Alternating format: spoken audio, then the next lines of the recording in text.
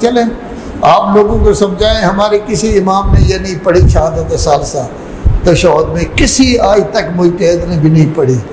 ये ना कहें तू बेईमान हो गया है नमाज नहीं पढ़ता, नहीं नहीं ये नहीं, बल्कि कहें कि अल्लाह का हुक्म है, नमाज अल्लाह की इबादत है, अल्लाह आपको नेमतें देने वाला है, उसका शुक्रिया है कि अल्लाह को सलाम करो। सलाम करने का तरीका जो है वो नमाज है।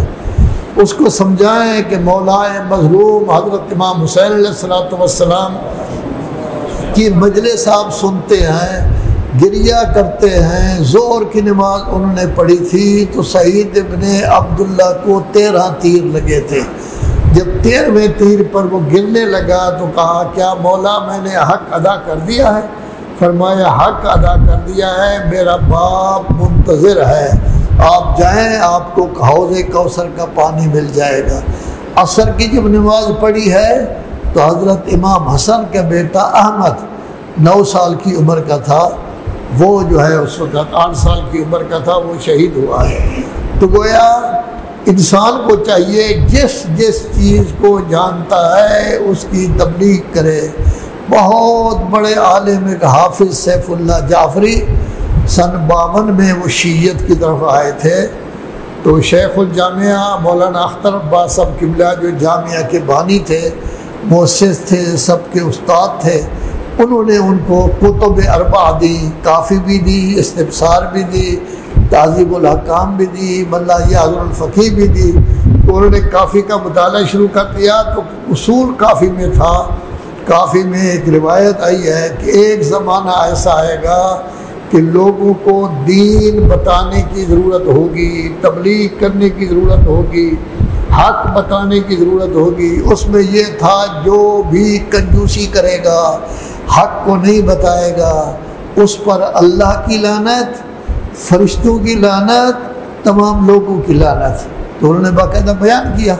यही लाहौर में तकरीर कर रहे थे मुबारका बेगम इमाम बारगाह में, क्योंकि वो मुकर्रिर भी थे।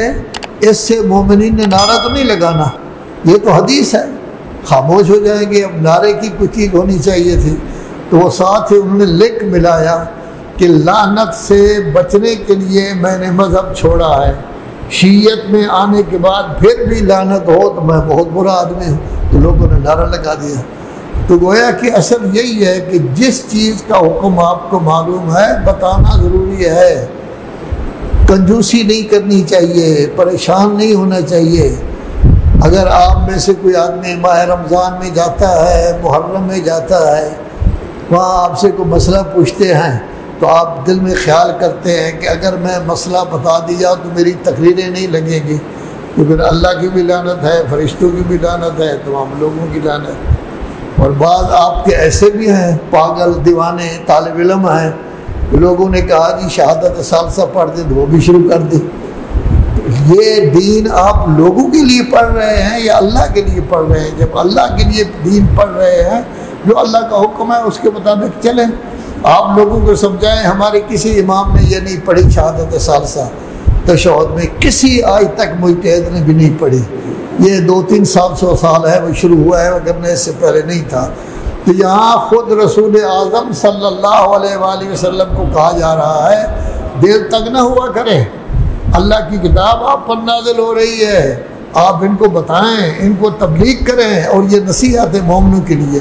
तो उसके बाद हमें हुक्म दिया जा रहा है, जो अली मस्जिद में हम तलबा मौजूद हैं, मोमिनीन मौजूद हैं, इनको हुक्म दिया जा रहा है। क्या कहा जा रहा है? इत्तबिऊ मा उन्ज़िला इलैकुम मिन रब्बिकुम।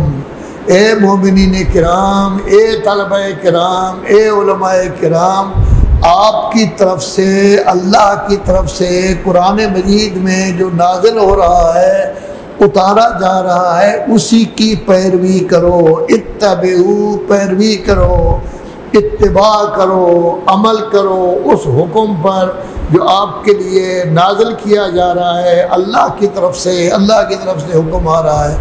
थोड़ा सा गौर व फिक्र करें। अगर हम इसको समझेंगे कुरान को तो अमल कर सकेंगे, अगर समझा ही नहीं तो कुरान पर अमल क्या करेंगे?